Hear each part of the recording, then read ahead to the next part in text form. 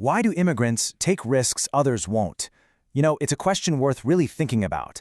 Why is it that people who arrive in a new country with almost nothing, no money, no status, no safety net, can sometimes go on to build serious wealth?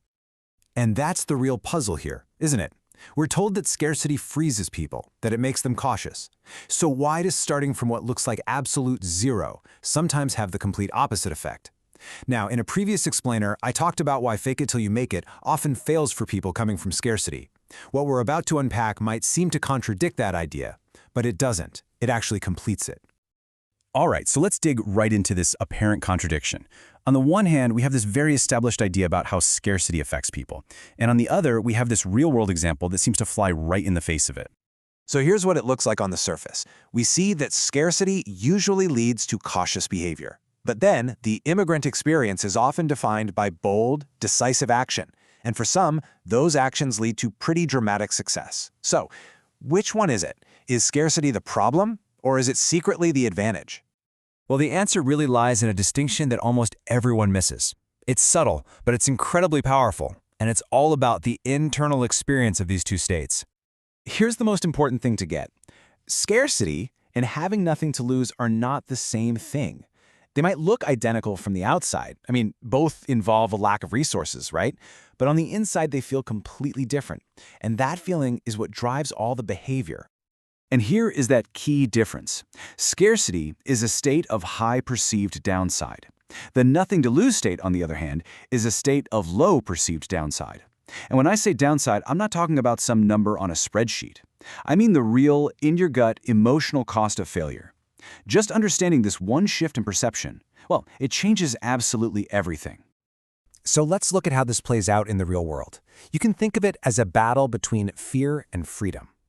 How does the level of what you perceive as the downside directly shape the actions you're willing to take? When someone believes they still have something to lose, even if it's something small, their whole system goes into protection mode. That thing to protect could be a fragile job you can't afford to risk. It could be a reputation in your community. Or maybe it's just a life that's barely working, but it absolutely must not collapse. Or an identity that just can't handle a public failure. In that state, failure feels catastrophic. Risk feels irresponsible. And being visible just feels dangerous. So what do people do? They hesitate. They delay. They overthink. It's not because they lack courage. It's because the cost of failure just feels way too high. Now let's contrast that with the experience of many immigrants. They've often already left their former life behind. They've lost their old status. They've stepped completely outside of familiar expectations.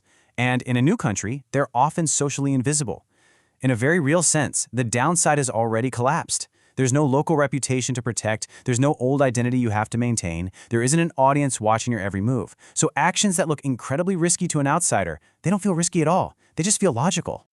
And this is a really important clarification. This state isn't about being desperate, and it's not about being reckless. Losses are, of course, still possible. But here's the key point. It's not that there's nothing to lose.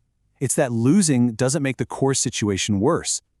When a potential failure no longer threatens your actual survival, or your identity, or your dignity, your risk aversion just naturally drops. Now, when people hear these stories of immigrant success, they often draw a very simple, but also very wrong conclusion.